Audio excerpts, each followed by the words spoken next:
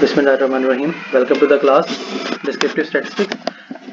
पिछले लेक्चर में हमने देखा था कि फ्रीक्वेंसी डिस्ट्रीब्यूशन कैसे ड्रॉ करनी है, 5 स्टेप प्रोसेस हमने देखा था और उसके बाद हमने इस टाइप का एक फ्रीक्वेंसी डिस्ट्रीब्यूशन ड्रॉ कर लिया था जिसमें हमारे पास क्लासेस थी और फ्रीक्वेंसीज उसके अंदर शो हो रही थी। अब हम देखते हैं कि रिलेटिव फ्रीक्वेंसी क्या होती है। रिलेटिव फ्रीक्वेंसी असल में percentage of the current class frequency होता है कि आपकी करंट क्लास में जो फ्रीक्वेंसी आ रही है वो टोटल ऑब्जर्वेशन का कितने परसेंट है। तो जब भी हम परसेंटेज कैलकुलेट करते हैं तो क्या करते हैं, हम current value divide by total number of observations multiplied by 100 करते हैं। यहाँ पर हम 100 से मल्टीप्लाई नहीं करेंगे, उसको परसेंटेज को पॉइंट्स में ही रहने देंगे। तो अगर आपको रिलेटिव फ्रीक्वेंसी फर्स्ट क्लास की फाइंड आउट करनी है तो करंट क्लास की फ्रीक्वेंसी क्या है 8, उसको डिवाइड कर देंगे टोटल नंबर ऑफ ऑब्जर्वेशंस पर, सैंपल साइज पर 80, तो वैल्यू आ गई 0.1। सेकेंड क्लास की फाइंड आउट करनी है तो 23 डिवाइड बाई 80 0.287 आ गई। थर्ड क्लास की 17 डिवाइड बाई 80 0.2125 आ गई। तो ये रिलेटिव फ्रीक्वेंसी बनती जाएगी। अब तमाम रिलेटिव फ्रीक्वेंसीज को जब ऐड करेंगे तो it should be always equal to 1। ठीक है, तो ये 1 के इक्वल होना जरूरी है। तो इसे हम रिलेटिव फ्रीक्वेंसी कहते हैं। मीन्स के कितने परसेंट ऑब्जर्वेशन जो है वो एक स्पेसिफिक क्लास में आ रही हैं। तो अगर हम यहाँ पर देखें तो फर्स्ट क्लास में 10% ऑब्जर्वेशन आ रही हैं और सेकंड क्लास में 28.75% ऑब्जर्वेशन जो है वो आ रही हैं। और अगर आप लास्ट क्लास देखें तो लास्ट क्लास में जस्ट 2.5 ऑब्जर्वेशन जो है वो आपकी आ रही हैं। तो टोटल ऑब्जर्वेशन का कितने परसेंट की स्पेसिफिक क्लास में आ रहा है वो हमें रिलेटिव फ्रीक्वेंसी से इजीली पता चल जाता है। तो इट्स वेरी इफेक्टिव टूल। तो अगर आपसे कोई पूछे कि सबसे ज़्यादा ऑब्जर्वेशन कितनी परसेंट है, किस क्लास में आ रही है, तो हम बता सकते हैं कि 28.75% ऑब्जर्वेशन हैं जो कि सेकंड क्लास में आ रही हैं। वैसे तो फ्रीक्वेंसी से भी आपको पता चल रहा है कि 23 फ्रीक्वेंसीज हैं कि 23 कार्स जो हैं वो हमने 18,000 से $21,000 के दरमियान सेल की हैं, लेकिन ये टोटल कार का 28.75% है। अब हम देखते हैं कि ग्राफिकल प्रेजेंटेशन फ्रीक्वेंसी डिस्ट्रीब्यूशन क्या है। हमारे पास कॉमनली 3 डिफरेंट टाइप के ग्राफ यूज होते हैं। आप अपनी फ्रीक्वेंसी डिस्ट्रीब्यूशन ड्रॉ करने के बाद ये 3 टाइप के ग्राफ बना सकते हैं, जिसमें है हिस्टोग्राम, फ्रीक्वेंसी पॉलीगॉन और cumulative frequency distribution. One by one discuss करते हैं जी हम इन्हें। हिस्टोग्राम जो है वो एक बार चार्ट ही होता है, जैसे हमने फर्स्ट चैप्टर में डिस्कस किया था बार ग्राफ, जिसमें हम फ्रीक्वेंसीज जो है वो वर्टिकल एक्सिस पे लेते हैं और क्लासेस जो है वो हॉरिजॉन्टल एक्सिस पे लेते हैं, और जिसकी जितनी ज़्यादा फ्रीक्वेंसी होगी उसका उतना ज़्यादा बड़ा बार बनेगा। ठीक है, तो अगर आप देखें तो हमारी पहली क्लास स्टार्ट होती थी 15,000 से 18,000 के दरमियान और उसकी 8 ऑब्जर्वेशन थी। तो हमारे पास 15,000 से 18,000 के दरमियान पहली क्लास है और उसकी 8 ऑब्जर्वेशन हैं। तो ये 10, 20, 30, 40 ये है फ्रीक्वेंसी और ये है सेलिंग प्राइस जो कि हमारे पास क्लासेस बन गई थी। फिर दूसरी क्लास थी हमारे 18,000 से 21,000 के दरमियान। 18,000 से 21,000 की दूसरी क्लास थी और इसमें 23 ऑब्जर्वेशन थी। तो ये देखें 18 से 21 के दरमियान 23 ऑब्जर्वेशन। ऐसे ही हमने तमाम क्लासेस की जो है वो बार्स बना दी हैं। तो इस टाइप के ग्राफ जो कि आपकी फ्रीक्वेंसीज और क्लासेस का जो बार बनता है इसे हम कहते हैं हिस्टोग्राम। ठीक है जी। सेकेंड हमारे पास जो ग्राफ आ जाता है वो अब हिस्टोग्राम जो है वो एक्सेल में ही बना सकते हैं। सिंपल आप जो है वो अपनी प्राइसेस मिड पॉइंट्स आप ले लेंगे। यहाँ पर मिड पॉइंट कैलकुलेट करने का तरीका आपको बताया था कि लोअर क्लास लिमिट और अपर क्लास लिमिट दोनों को ऐड करके 2 पे डिवाइड करेंगे तो आपका मिड पॉइंट आ जाएगा। Means 15 plus 18 divide by 2 is 16.5। तो हमारी फर्स्ट क्लास लिमिट क्या थी जी, 15,000 और 18,000। तो 15 प्लस 18 करें डिवाइड बाई 2 करेंगे तो आपके पास आ जाएगा 16.5। तो ये क्लास मिड पॉइंट आ गया और उसकी फ्रीक्वेंसी 8 थी। तो आप इसको ऐसे ड्रॉ करेंगे, सिलेक्ट करके इंसर्ट पे क्लिक करेंगे और आपके पास ग्राफ की टाइप शो हो जाएगी। बार ग्राफ चूज करेंगे तो आपके पास ये बार ग्राफ बन जाएगा। इसकी हम एक्सेल में प्रैक्टिस भी कर लेंगे। ठीक है, सेकंड हमारे पास जो ग्राफ होता है वो है फ्रीक्वेंसी पॉलीगॉन। फ्रीक्वेंसी पॉलीगॉन जो है वो सिंपली हम यूज करते हैं using the mid points of the classes. तो क्लास का मिड पॉइंट हम कैलकुलेट करेंगे। वो जैसे हमने अभी बताया था कि first class lower limit plus upper limit divide by 2। तो 15 plus 18 divide by 2 is 16.5। Then 18 plus 21 divide by 2 is 19.5। तो आप देखें तो 16.5 19.5 के दरमियान भी 3 का डिफरेंस है जो कि आपकी क्लास इंटरवल है। ठीक है, तो 19 प्लस 3 22, 22 प्लस 3 25, देन 28, 31, 34 ये क्लास मिड पॉइंट्स आ गए हैं और फ्रीक्वेंसी आइडेंटिटीज हमारे पास आ गई हैं।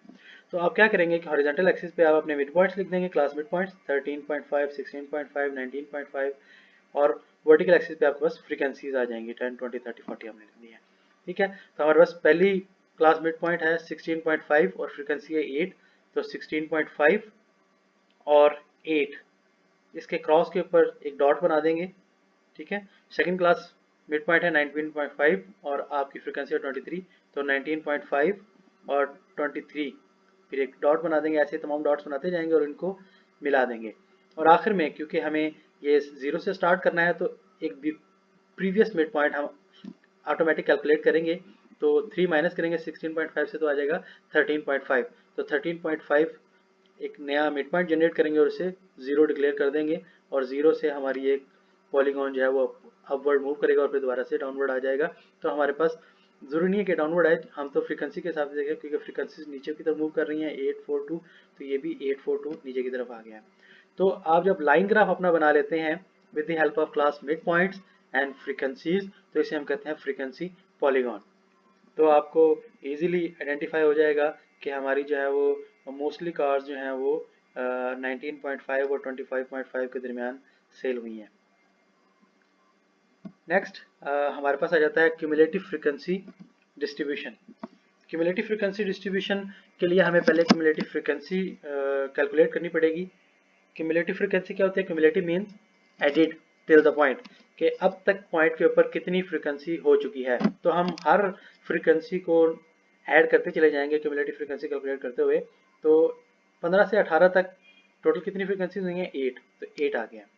नेक्स्ट क्लास हम ले लेंगे तो 15 से 18 और 18 से 21 तक कितनी ऑब्जर्वेशन हो गई हैं? 23 प्लस 8 31, तो 23 प्लस 8 31 हो गई हैं। फिर थर्ड ऑब्जर्वेशन 21 टू 24 क्लास तक हमारे पास कितनी ऑब्जर्वेशन हो गई हैं? तो 17 प्लस 23 प्लस 8, तो 17 प्लस 23 प्लस 8 48। तो आप हर प्रीवियस क्यूमुलेटिव फ्रीक्वेंसी में नेक्स्ट फ्रीक्वेंसी ऐड करेंगे तो आपके पास नेक्स्ट क्यूमुलेटिव फ्रीक्वेंसी आ जाएगी। जैसे 24 टू 27 अगर आपको कैलकुलेट करना है तो 48 प्लस 18 करेंगे तो 66 आ जाएगा। आप ऐसे भी कैलकुलेट कर सकते हैं, या आप 18 प्लस 17 प्लस 23 प्लस 8 करेंगे तो आपके पास 66 आ जाएगा। देखिए 18, 17, 23 और 8 को ऐड किया तो 66 आ गया। आप सिंपल 48 में 18 ऐड करेंगे तो भी 66 आएगा। ऐसे 66 में 8 ऐड करें तो 74 हो जाएगा। 74 में 4 ऐड करें तो 78 हो जाएगा। 78 में 2 ऐड करें तो 80 हो जाएगा। तो क्यूमुलेटिव फ्रीक्वेंसी जब भी आप कैलकुलेट करेंगे तो आपकी लास्ट क्लास की जो क्यूमुलेटिव फ्रीक्वेंसी है वो टोटल नंबर ऑफ ऑब्जर्वेशन के इक्वल होना जरूरी है। इट मीन्स कि सारी की सारी ऑब्जर्वेशन जो है वो लास्ट क्लास तक पूरी हो गई हैं। तो इस तरीके से आप अपनी क्यूमुलेटिव फ्रीक्वेंसी जो है वो ड्रॉ कर सकते हैं। अब हम देखते हैं कि क्यूमुलेटिव फ्रीक्वेंसी डिस्ट्रीब्यूशन कैसे ड्रॉ करना है हमने। तो इसके लिए हम सिंपल जो क्लास की लोअर लिमिट्स हैं उनको हम हॉरिजॉन्टल एक्सिस पे लेंगे। तो क्लास की लोअर लिमिट्स क्या थी? 15 है, 18 है, 21, 24, 27, 30 और 33। तो हमने यही लिया है 15, 18, 21, 24, 27, 30, 33 और लास्ट में हम 36 तक इसको ले जाएंगे क्लोजिंग के लिए, क्योंकि हमारी जो ऑब्जर्वेशन थी लास्ट जो क्लास थी वो 36 पे क्लोज हो रही है। तो ये हमारे हॉरिजॉन्टल एक्सिस पे जो है वो लोअर क्लास लिमिट्स और अपर क्लास लिमिट्स आ गई हैं, आखिर में अपर क्लास लिमिट आ गई है। और जो हमारे पास लेफ्ट साइड पर जो वर्टिकल एक्सिस है उस पर हमारे पास फ्रीक्वेंसी आ जाएगी, नंबर ऑफ व्हीकल सोल्ड। सो 10, 20, 30 जो भी आप स्केल बनाना चाहें वो बना लें। और राइट जो आपके पास वर्टिकल एक्सिस है उस पर आपके पास परसेंटेज आ जाएगी, यार यूँ हम कह सकते हैं क्यूमुलेटिव रिलेटिव फ्रीक्वेंसी आ जाएगी। रिलेटिव फ्रीक्वेंसी हमने कैलकुलेट की थी जी, कि करंट क्लास की ऑब्जर्वेशन को डिवाइड कर देते थे टोटल नंबर ऑफ ऑब्जर्वेशन पर, तो रिलेटिव फ्रीक्वेंसी आ जाती थी। और अगर आप रिलेटिव फ्रीक्वेंसी को क्यूमुलेट करते चले जाएं हर क्लास में नेक्स्ट नीचे तक, तो रिलेटिव क्यूमुलेटिव फ्रीक्वेंसी बन जाती है। तो वो हमारी यहाँ पर आ जाएगी राइट वर्टिकल एक्सिस पर। तो अब हम इसको ड्रॉ करते हैं। तो फर्स्ट जो आपके पास 15 टू 18 तक हमारे पास जो ऑब्जर्वेशन है फ्रीक्वेंसी वो 8 बनती है। तो 15 से 18 तक हमारे पास 8 ऑब्जर्वेशन बनती हैं, ठीक है। और फिर 18 टू 21 तक ये ऑब्जर्वेशन जो हैं वो टोटल चली जाती हैं 31 तक। तो ये हमारे पास 8 से 31 तक। फिर 21 से 24 की बात करें तो फिर ये 48 तक पहुंच जाती है। तो 21 से 24 ये 48 तक पहुंच गई। फिर 46 तक, ठीक है। और उसके बाद 74, फिर 78, 74, 78 और फिर 80 पे चली गई हैं, ठीक है। तो यार राइट साइड पर जो परसेंटेज उन्होंने कैलकुलेट कर दी है जो कि हमारे पास रिलेटिव क्यूमुलेटिव फ्रीक्वेंसी है। तो 50% मीन्स 40, 80 का हाफ क्या होता है 40, तो 50% ऑब्जर्वेशन यहाँ पर लाई करती हैं, ठीक है। 75% ऑब्जर्वेशन यहाँ तक आ रही हैं और 25% ऑब्जर्वेशन यहाँ तक आ रही हैं।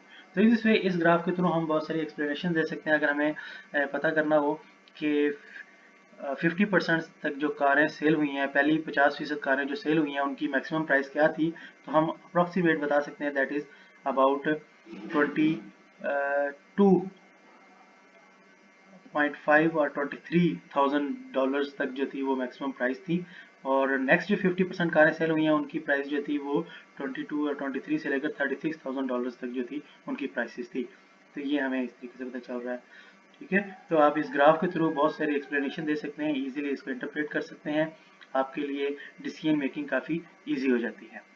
सो इस चैप्टर से इतना ही। इससे रेलेवेंट कोई भी कन्फ्यूजन, कोई भी प्रॉब्लम हो तो आप क्लास के ग्रुप में पूछ सकते हैं और इस वीडियो के कमेंट सेक्शन में भी पूछ सकते हैं, आपको टाइमली रिस्पॉन्ड किया जाएगा। Thank you.